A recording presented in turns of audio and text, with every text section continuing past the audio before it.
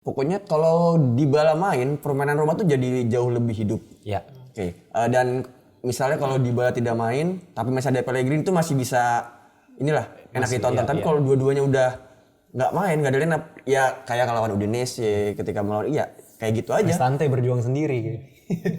Cristante Paredes saya kasihan karena emang kayak orang linglung tuh babak pertama Cristante Paredes tuh.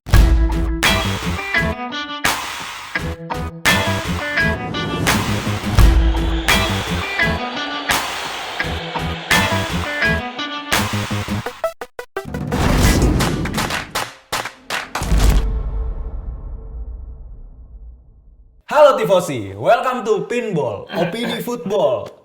Channel di mana kita membahas sepak bola dunia khususnya Serie A Italia. Channel ini ada channel satu-satunya yang konsisten membahas Serie A. Tidak ada lagi channel-channel lain yang konsisten seperti kita. Jadi tonton terus dan pantengin terus.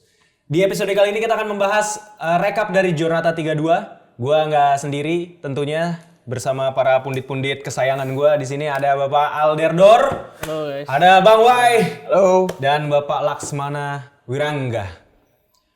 Di episode kali ini gue memakai keluaran terbaru ya, jersey dari DRX, aparel lokal yang punya teknologi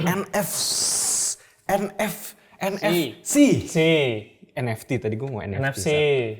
Download juga aplikasinya di DRX Wear dan DRX Sportnet teman-teman untuk mendapatkan update-update produk-produk terbaru dari DRX dan juga update-update dari Liga 1 Indonesia. DRX Rebuild to Shine. Nah, udah tahu lah. Itu udah briefing nih. Sebelum lanjut ke pembahasan teman-teman, kita juga ngebuka juga nih kalau teman-teman mau memberikan donasi atau memberikan support lah ya di Saweria kita nih, linknya ada di sini, ada juga di deskripsi. Dan juga kalau teman-teman ada kirim Saweria, spesial buat teman-teman yang kirim akan kita bacakan komennya satu persatu. Jadi tonton terus sampai habis ya teman-teman ya. Di pertandingan pertama, Giornata 32, ini kami akan membahas tentang pertandingan Torino melawan Juventus. Iya, ini di Giornata 32 ini banyak pertandingan yang seri. Cuma ada dua ada yang 7 seri. Satu Satu suspend, 2 menang. Lazio sama Lecce yang menang. Oke, Bang Wai, langsung aja Torino Juventus ini seperti apa pertandingannya? Sempet nonton. Jadi tuh babak pertama itu bisa dibilang ini alot banget. Nggak ada peluang yang benar-benar mateng gitu. Karena bahkan Torino pun nggak menciptakan shoot on target. Juventus tuh hanya satu on target dan di awal-awal memang Juventus dapat peluang dari Vlahovic yang baru kurang dari 10 menit itu yang kena tiang. Nah, setelah itu permainan cenderung alot. Nah, di babak kedua justru kebalikannya. Torino yang justru banyak ngelepasin tembakan ke gawang Juventus. Iya, bermain Spartan juga Torino gue lihat. Ya, karena ya nuansa derby della Mole di mana-mana kan derby itu ya kita tahu lah views-nya itu gimana. Kalau untuk dari permainan benar, Juventus ini kan dari beberapa pertandingan terakhir ini sedang inkonsistensi ya. Betul. Sampai sekarang saja sudah di peringkat 3 dan terpaut 6 poin juga sama AC Milan. Jadi ya Allegri harusnya sih mungkin bisa keluar di musim ini menurut saya. Mau sendiri. Betul. Ya benar-benar kemarin Vlahovic punya 2 big chance yang gagal dia manfaatkan, dua-duanya satu kena tiang lah maksudnya itu. Tapi itu harusnya 99% gol sih harusnya itu kena tiang. Yang kedua yang di save sama Milinkovic Savic itu lagi bagus tuh kemarin. Jadi dia dalam kemarin sempat jadi ngegolin terus kartu merah 2 kali ya, maksudnya langsung hilang lagi sekarang. Kipernya rekan senegara juga soalnya. Oh iya Serbia juga. Tapi gua mau membahas hal non teknisnya dari Juventus sih kalau gue ngeliat. Kayaknya Juventus ini juga bukan tim seperti Juventus di 2015, 16, 17 dan lain sebagainya yang bisa membeli pemain-pemain bintang, beli pemain-pemain dari tim-tim lain kayak waktu itu Higuain dari Napoli gitu kan. Tim rival khususnya. Iya, di Fiorentina kan. Nah, tapi ini emang udah harus ngorbitin pemain muda dan gue setuju Bang. Selain Allegri harus mawas diri, sebenarnya Juventus dalam nge-rebuild tim ini juga bukan Allegri yang cocok jadi pelatihnya. Kalau menurut gue, karena emang Allegri itu nggak punya sejarah untuk ngorbitin pemain muda gitu. Emang dia tuh pelatih pala batu aja yang emang udahlah, gue udah nggak bisa berkata-kata. Fans Juve pun kayaknya udah cukup jengah sama Allegri ya. Tapi di pertandingan kali ini ya poin yang cukup penting juga lah buat Juventus untuk menjaga asa ke Eropa walaupun cuma 1 poin ya. Dan Torino juga memantapkan diri di papan tengah. Ya, tapi dia hanya tapi beda 4 poin sama Bologna di peringkat 4. Iya, nah masalahnya Juventus ini kayaknya emang bener-bener mau ngejar target untuk finish di posisi 4 sih dibanding di posisi 3 kayak sekarang gitu. Iya, bermainnya juga udah nggak ngegas lagi lah kayak kemarin. Iya, gue bingung gitu. Di awal ke pertengahan, tapi mesti diakui juga Torino lagi mulai bangkit kan. Di beberapa pertandingan terakhir trennya juga lagi positif. Terus ketemu lawan Juventus juga bermainnya kayaknya lebih hati-hati juga sih, dan dia nggak mau kehilangan muka di depan fansnya juga Fans sih. juga. Menurut gue masuk akal ketika hasilnya jadi seri. Malah gue lebih favor Torino sih kemarin sebelum pertandingan, tapi ya sayangnya lini depannya juga kurang klik sih kemarin. Zapata sama Sanabria nggak terlalu dapat, justru pas pergantian pemain lumayan berasa tuh balancingnya lagi. Gitu sih dari gue. Oke. Oke Reke ya? Oke Reke. Pertandingan selanjutnya adalah tim yang sudah 3 kali ganti pelatih dan akhirnya di pelatih yang kali ini Napoli mencetak gol terbanyak di bawah Calzona. 2 kali. 12 gol kalau nggak salah udah dicetak Iya ya. betul, dan ini juga 4 golnya dilahirkan sama pemain Napoli semua ya, karena kebetulan Walid cedera itu pemain pinjaman Napoli. Oh iya. Dan dia Di dalam first musim ini udah ngegolin ke gawang Napoli ada 3 gol. Di Coppa 1 gol yang menang 4-0 sama di sini dapat 2 gol. Dan dua-duanya dia selebrasi. Kurang aja. Dan statementnya dia gue sih cukup seneng. Kenapa? Gue sangat senang membuat gol di stadion ini, dan gue berharap di musim depan gue ketika berseragam Napoli gue bisa golin lebih banyak. Spiritnya sih gue suka. Makanya kemarin pas mainnya juga cukup ngotot, terus juga banyak beberapa kesempatan yang bagus yang didapetin. Positioningnya sih, gue gue sangat kagum dengan pemain yang nggak cukup tinggi ya, kayak Walid Cedric kan sebenarnya nggak terlalu tinggi. Nggak tinggi. Tapi positioningnya dia terutama di gol kedua itu bagus banget, dan dia juga berani ngepres untuk yang ngambil gol pertama. Ya gol pertama kan itu Meretnya aja nggak sih? Itu jadi sebenarnya memang hibah. Alex Meret itu kiper timnas Italia loh. From hero to zero berarti. Iya, abis babak pertama save penalti kan? langsung babak kedua kayaknya gue udah cukup jadi hero, gue kasih bola. Jadi biar gue tetap dibully sama orang-orang. Iya, Dan sumpah. di sini ya kelihatan Rahmani fisik secara akselerasi udah menurun banget. Osimhen golin lagi ya? Osimhen golin lagi bola deflection dari offset. Maksudnya ya dicek VAR. bagus banget sih, tapi positioningnya itu yang gua nggak lihat dari Osimhen di beberapa musim ke belakang ya. Maksudnya main gamesnya dia nggak terlalu positioning, main gamesnya dia nggak terlalu bagus, tapi di pertandingan ini dia bisa dapat positioning yang bagus banget gitu loh, posisinya oke banget. Tapi ya Politano golnya Ya itu akhirnya tren pakai dia. Top notch. kembali dari sebelumnya menjadi Zizou ya, gol menciptakan gol seperti Zizou, sekarang dia bikin gol seperti Arjen Robben. Jadi dia udah dapat beberapa Pemain ya, udah dapat tapi feel. abis menit 77 minta diganti, kakinya ketarik. Ya itu lah Politano. Tapi gue suka pendekatannya Calzona, jadinya Kvaratskhelia tuh jadi hidup lagi sih. Iya, bermain lebih ngerom sih. Jadi lebih Sebenarnya ini udah dibawa senang sama lagi dia main bola. Mazzari sebenarnya. Kemarin bermain lebih bebas tuh udah dibawa dari Mazzari, dilanjutin di eranya Calzona. Tapi yang gua sih ini prasangka buruk gua aja, mungkin dalam musim ke depan salah satu pemain yang bisa ngancurin Napoli sih Kvaratskhelia sih. Karena terlalu bermain individual banget. Kadang ngerusak ritme tim itu sendiri sebenarnya. Ketika dia megang bola, ritme permainan yang udah dibangun tuh jadi berantakan lagi. Itu di kepala gua doang. Iya. Itu karena gue inget banget nge-recall memori gue sama Lorenzo Insigne. Setiap bola dipegang Insigne, ya orang udah tahu ngelakuin apa dan ritmenya bakal jadi monoton. Bedanya sama Kvaratskhelia, ritmenya jadi berantakan ketika bolanya dipegang sama Kvaratskhelia. dibanding monoton tadi ya. Dibanding monoton. Iya, karena ini Kvaratskhelia itu di musim itu menjadi pemain nomor 1 yang melakukan tembakan paling banyak. Betul. 113 tembakan. Dan di nomor 2-nya di Vlahovic. Benar. 99 tembakan total shoot. Dan secara performa juga di 2 musim terakhir ini ternyata surprisingly masih lebih baik daripada Leo. So, statistik ya. Bukan.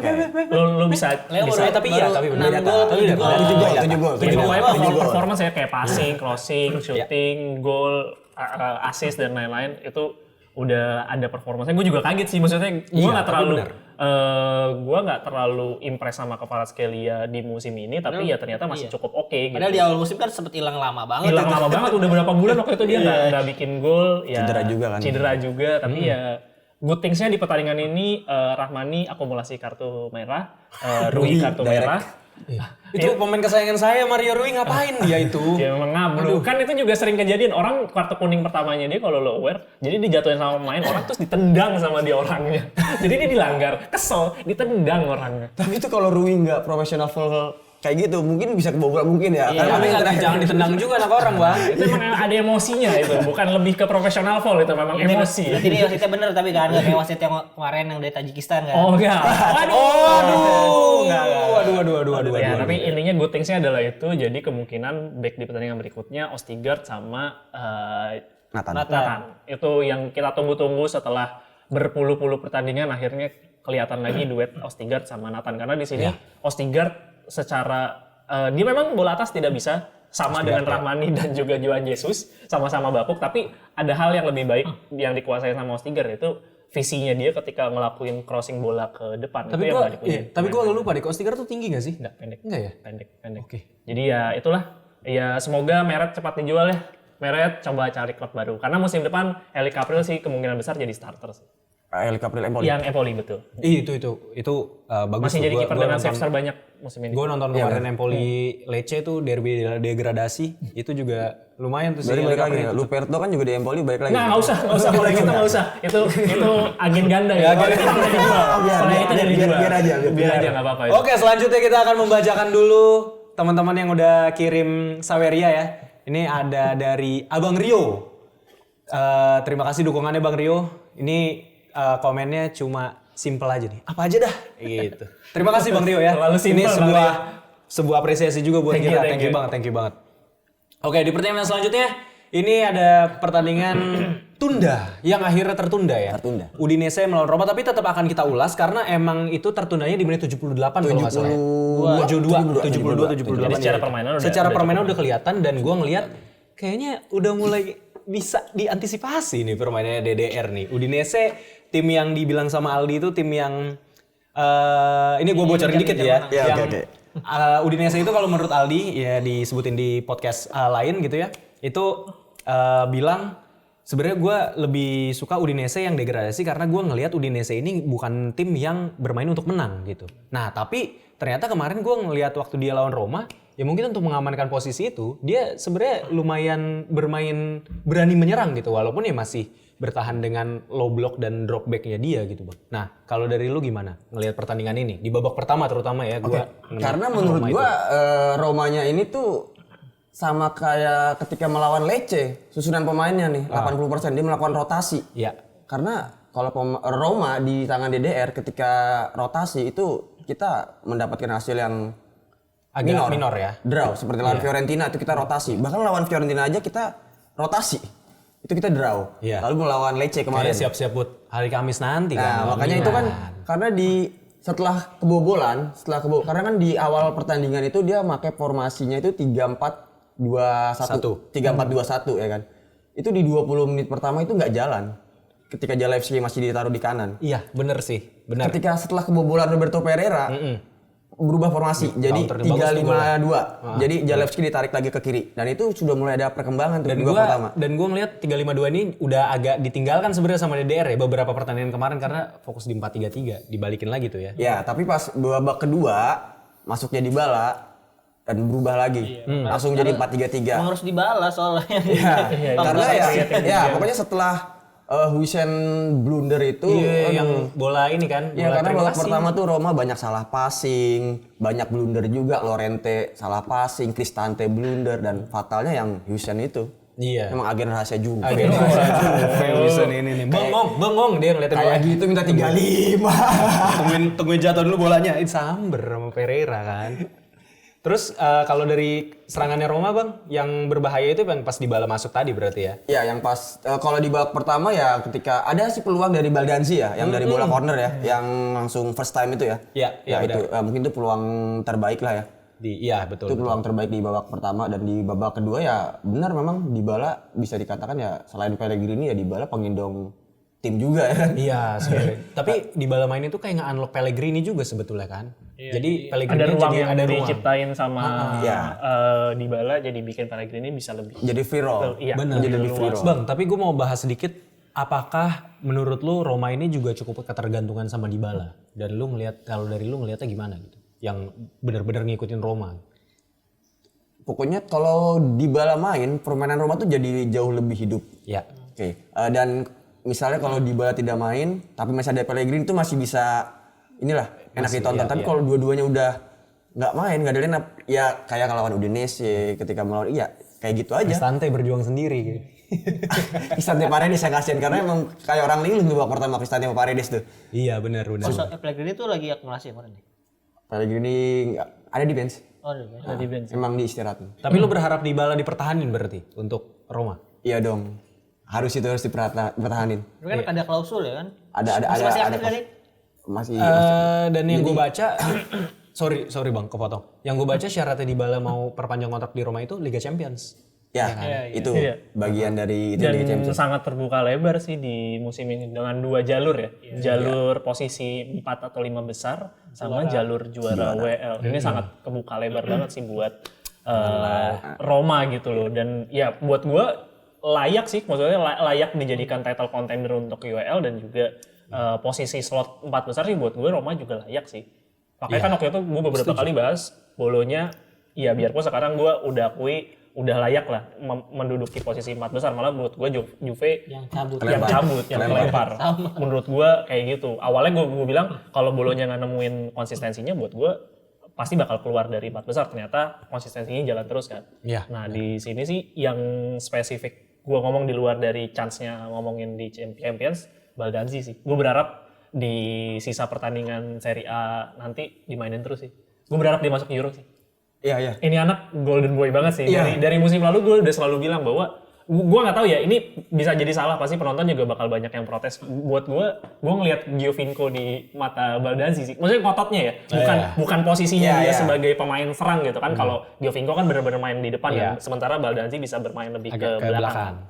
Tapi ngototnya itu loh. Yang gue suka dari Baldanzi itu dia tipikal pemainnya berani. Yang pertama, dia berani megang bola lama-lama dan dia berani nusuk dan dia berani syuting juga. Nah itu jadi atau karena mungkin muda ya, mungkin itu yang egonya masih itu kan hartanya anak muda. Ego dan keberanian itu punyanya anak muda. Kepolosan itu. Iya, kalau udah makin tua soalnya banyak yang dipikirin, lagi yang listrik.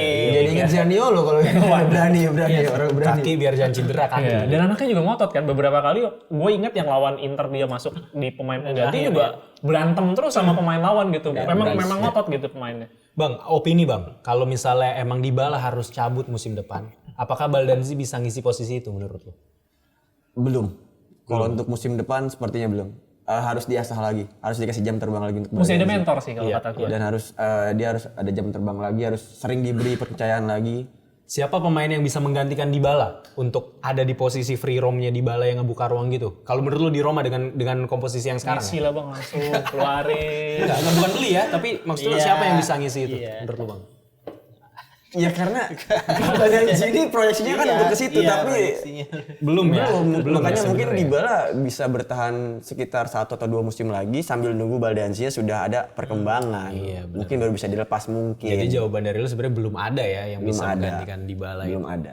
Oke, ke pertandingan selanjutnya. Ini adalah pertandingan Derby della Degradasi ya. Sassuolo si calon tim degradasi bermain ngotot di kandang tanpa Berardi, yang Berardi ada di tribun sampai akhir musim. Sampai akhir musim. Dan ini gue lumayan dikagetin ya sama golnya si Pinamonti duluan, habis itu si Arman Lauriente itu kok kemana aja Arman Lauriente? Lu kenapa nyariin Berardi? Iya, kemana gitu. Dikirim kenapa jadi susah menang Sassuolo giliran lawan Milan. Gini nih kebiasaan nih teknik rahasia Sassuolo kalau lawan tim bagus dia harus bagus. Iya, lawan Milan, apalagi lawan Milan, Pak. Itu benar-benar kayak emang kryptonite Milan gitu. Nah, ini juga ada hal menarik sebenarnya di pertandingan ini. Chukwueze 2 kali offside, bahunya tipis-tipis. Iya, gol. Asli. Gol yang kedua gol kan dianulir. Ya gua ngeliat sih kalau dari permainan ya. Ini 4-2-3-1. Biasanya kan Pioli pakai 4-3-3. Sebenarnya gua nggak ngerti ya kenapa Pioli naro formasi ini sebenarnya di awal gitu, nggak main 4-3-3 yang sebenarnya bisa lebih terbuka dan lebih cepat kan permainannya. Jadi dia lebih ngontrol di lini tengahnya gitu. Dan gue ngelihatnya itu kurang efektif juga lawan Sassuolo yang sebenarnya dia punya eksploitasi di sayapnya itu kan. Jadinya counter attack-nya itu luar biasa gitu. Nah terus kalau gue ngelihatnya ini kameramen sialan.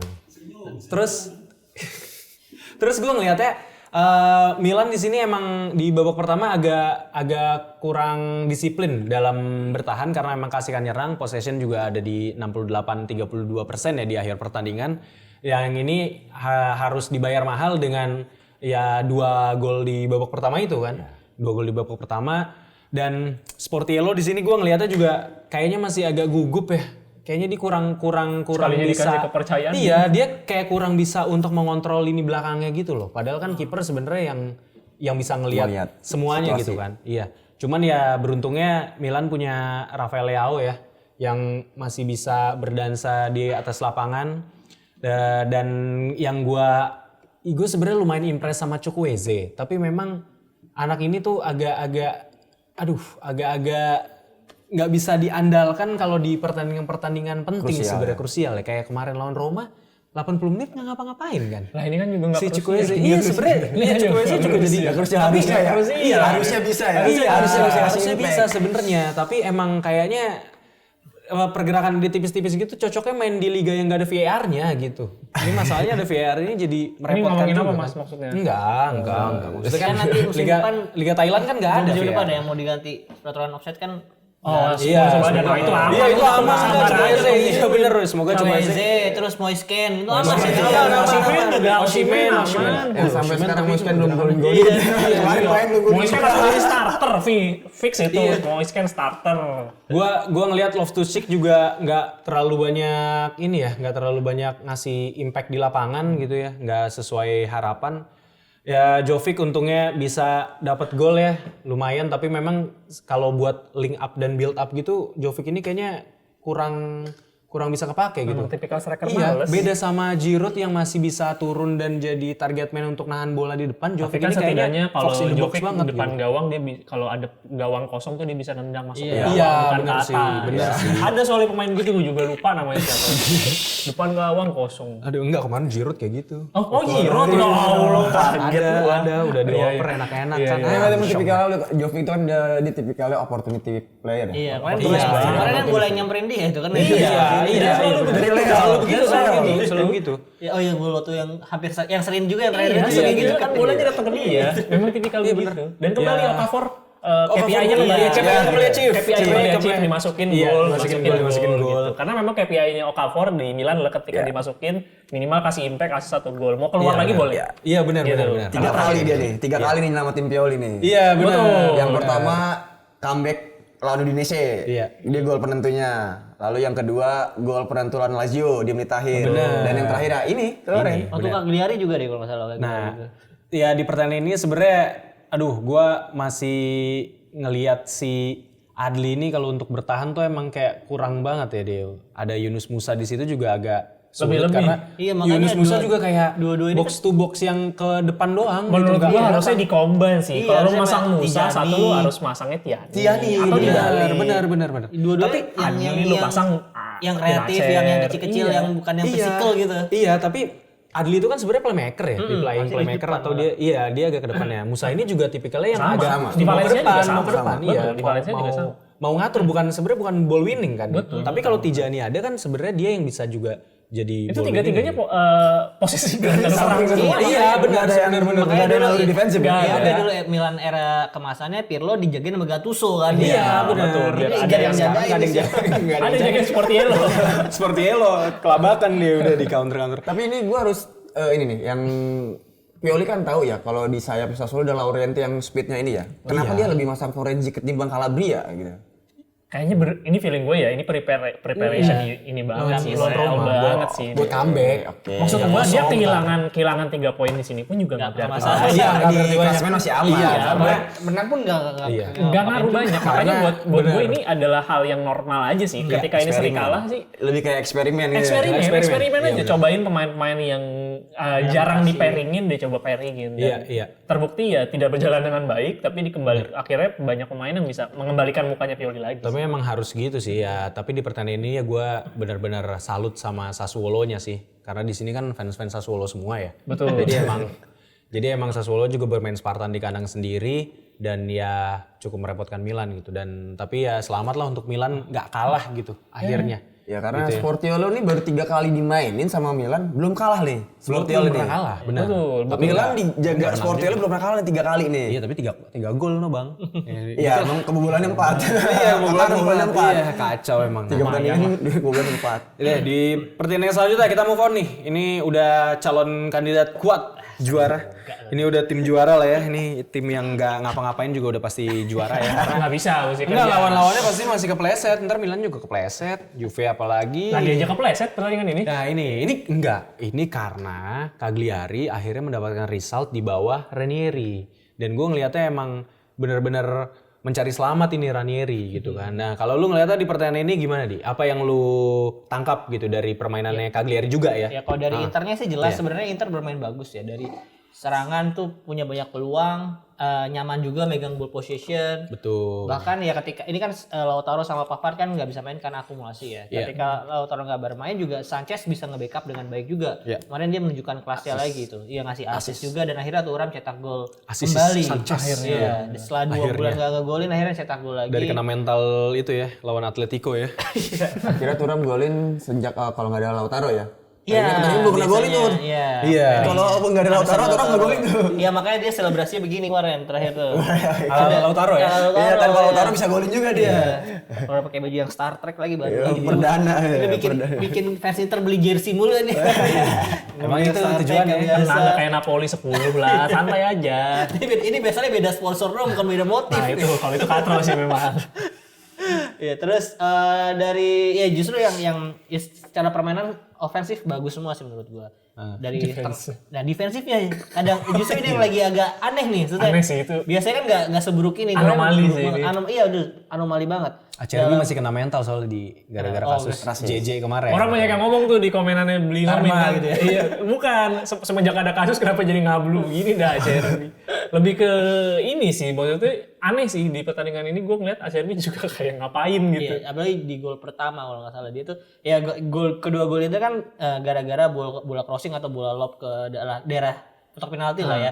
Itu ketika si pemain bolanya Cagliari dapat bola, mereka tuh kayak jaga zona aja gitu, nggak jaga orang yang di passing gitu. Gue inget nih. Tahu gak kenapa Acerbi gini? Sempet kebobolan sama JJ. Oh iya benar. Kondisinya mirip-mirip. Itu jadi dia ada bayangan JJ. Tapi itu justru bener loh. Menurut gua tuh sering bingung ketika dalam bola second chance gitu sih. Kayak misalnya ada main crossing, bola rebound gitu ya. Reboundnya tuh pasti dia jelek gitu. Iya, antisipasinya ya. Antisipasinya gitu, entah nggak langsung di clearance atau entah ya udah bolanya jatuh ke tempat lawan, habis itu nggak rebuild dalam posisi yang baik lagi gitu, posisinya udah berantakan gitu ya. berantakan, jadi makanya ada celah-celah itu. Seakan-akan ada Pratama Arhan di sana ya dengan throw in-nya dia Iya, itu ya. kalau hadapin Bartamaran lebih panik lagi kan. Saya nggak bisa jungkir balik gitu. Karena nggak ada pure pemain yang jangkar ya. Kalau musim lalu kan musim yang lalu kan masih ada Brozovic kan yang Tengah itu yang tengah kalau buat antisipasi bola-bola rebound sama. Oh iya benar. Kalau sekarang kan kayak lebih nggak ada pemain jangkar kan. Iya, calon dulu juga. Tapi Kalha kayaknya dari sisi defensifnya kayaknya agak nurun di sejak Giornata 31 ini. Enggak, semenjak dia bilang lebih baik dari Rodri. Enggak, sorry. Taruh Aldo. Sorry. Terlalu distract.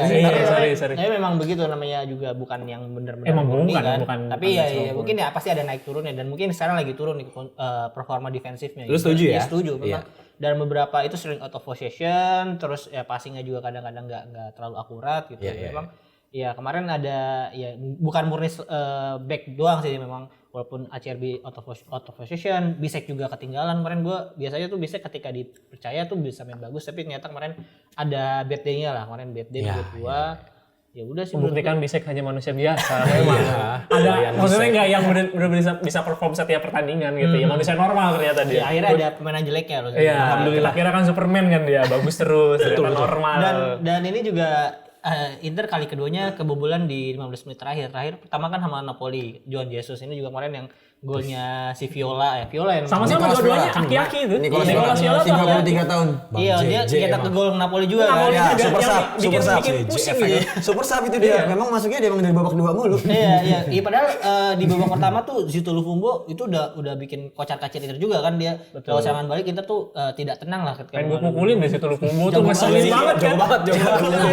Dibilang jago sih enggak ngeselinnya kayak apa ya? Ngeribetin dia. Iya, ngeribetin. Sumpah licin. Iya. Justru ketika dia ditarik kan menit 70-an gitu ditarik, udah nih kayaknya udah aman nih. Ternyata 82 sama Viola. Viola Iya, yang nah yang dan bikin. Viola itu karena dia mainnya lambat ya, orang kita tuh nggak pernah expect tiba-tiba dia bisa ada di mana gitu, karena orang nggak aware. Iya. Iya. Kayak siapa ya? Kalau pemain basket tuh siapa namanya yang tiba-tiba ngilang jago ngepas. Kuroko. Kayak Kuroko. Kalau teman-teman tahu Kuroko no basketball itu tiba-tiba ada aja di situ. Itu Nicola Viola, gue baru aware. Sama satu lagi, Yerry Mina emang bikin kesel terus. Sama ini kayak lawan Napoli persis. Ngeselin emang Yerry Mina. Dia kapten ternyata ya. Iya betul. Karena Nathan Andesnya akumulasi. Iya, Jadi Dia nggak main. memang signature move-nya Yerry Mina tau gak? Bikin kesel semua orang aja ngeselin aja gitu. Yang penting ngeselin aja, jago nggak usah ngeselin aja. Iya. Tapi Tinggal tusuk. BTW Tapi kan jago. gue ngeliat di beberapa yang terakhir ini Di Marco tuh kayak dikasih arahan untuk free roam gitu. Jadi dia ada di mana-mana. Iya. Ada di kanan, di tengah. Waktu itu kan golin karena dia di tengah. Setelah kita bilang ada evolusi dari taktiknya Inzaghi itu sih ya benar-benar jadi kepake banget gitu. Iya, jadi dia mungkin ini kan biasanya kalau yang main free roam kan biasanya gelandang, serang atau apa. Ini seorang left wing back itu ya menurut gue ini sesuatu yang baru sih menurut gue. Iya. Iya, jadi ya itulah menariknya Di Marco. Jadi ketika dia ninggalin pos, ya Bastoni yang ngisi di situ, Bastoni yang sering crossing. Ya gue juga belum tahu nih apakah itu inisiatif dia sendiri atau emang arahan dari Feeling gua sih ini instruksi lah. Kalau nggak dipukulin masih apa Inzaghi. Tapi hampir kalah kan Inter. Oh iya, Di terakhir yang terakhir dua. disundulin. Iya, karena duet Lapadula Viola itu. Karena memang di menit-menit Apa terakhir gol? entah kenapa memang, dan ini juga kejadian lawan Napoli di menit-menit terakhir Cagliari itu tiba-tiba tancap gas. Nah, feeling gue memang ini strategi sih di 10 menit 20 menit terakhir tuh tiba-tiba temponya dia dari nge-flat ini tiba-tiba ngelonjak jauh banget. Itu sih yang menurut gue kayaknya ya kalau ada tim-tim yang besar ketika harus melawan Cagliari sih harus waspada sama itu. Iya. Atalanta kan udah jadi korban. Atalanta korban di comeback. Sayangnya Liverpool nggak belajar dari Atalanta kemarin. Karena kan liga terbaik. Liga terbaik belajar belajar. Liga Ecek. Selain Atalanta yang Napoli tim draw. juga terus Napoli draw. Inter kalau nggak draw. salah Frosinone juga di comeback sama Di comeback, Cagliari. Jadi memang ini tim spesialis yang di bawah kedua tuh kayak ya Ranieri lah ya, maksudnya dia pelatihnya ya dia membaca babak pertama seperti apa, dia merubah di babak kedua gitu, jadi membuahkan hasil yang baik. Betul. Grafiknya menanjak di pertengahan Februari. Pokoknya terakhir itu Cagliari kalah melawan Lazio. Abis itu grafiknya naik Resultnya sampai oke sekarang lah. kan peringkatnya juga udah 14. jauh dari Jadi degradasi kan. Ya, Dan walaupun secara poin sebenarnya yang degradasi 28 kan sebenarnya masih Dia 31, beda. masih. 27 kalau nggak salah. Iya, beda-beda tipis lah sebenarnya. Beda-beda sebenarnya ya. Menurut gue juga ya musim ini Cagliari nggak layak untuk degradasi karena ya yang musim lalu kan kemarin ini kan promosi ya. Promosi pertama. Ya dia nggak layak untuk turun lagi sih. Iya, benar. Dan Ya berharap lah gue, maksudnya Ranieri juga sempat mau mundurin diri kan sebenarnya. ya berbuah Tapi manis ya ternyata. Iya, kepercayaan pemainnya juga pemainnya yang mendukung dia untuk mungkin tidak ada keluar dari situ. Kayaknya itu sih semangat itu yang bikin masih bisa bertahan sampai sekarang. Iya, Ranieri ngomong di ruang ganti kan, kayak gue udah mau cabut nih ya, lu yang nahan gue ya, lu perform lu ya, awas lu. Tapi dengan hasil ini berarti Inter gagal untuk memecahkan rekor satu musim dengan poin terbanyak di Serie A karena ya kan masih dipegang 102 oleh Juventus. Inter sekarang maksimal cuma 101. Jangan tamak lah. Dan mention aja nggak. Iya, dan Ini membuktikan bahwa memang liganya sulit gitu. Maksudnya biarpun poin gapnya jauh, tapi tetap menyulitkan sampai akhir. Terus BTW kemarin ada Onana, ada presiden FIGC, presiden FIFA pada nonton ngapain? Ngapain? Nonton Yerry Mina, Mas. atau Nana mau balik lagi rayu-rayu. Amin, dia balik yuk. Ayo, ya teman-teman, itu aja untuk episode kali ini. Terima kasih, ikut berdiskusi juga di kolom komentar, silakan. Dan jangan juga, Siap. Ya jangan lupa juga teman-teman untuk subscribe dan juga nyalain loncengnya untuk dapat episode-episode terbaru dari Pinsport ini. Jangan lupa juga follow Instagram kita di @pinsport.com dan juga ini nih @drxwear dan @drxsportnet. Jangan lupa ya teman-teman ya. Oke, itu aja teman-teman. Terima kasih atas atensinya. Kami pamit. Thank you.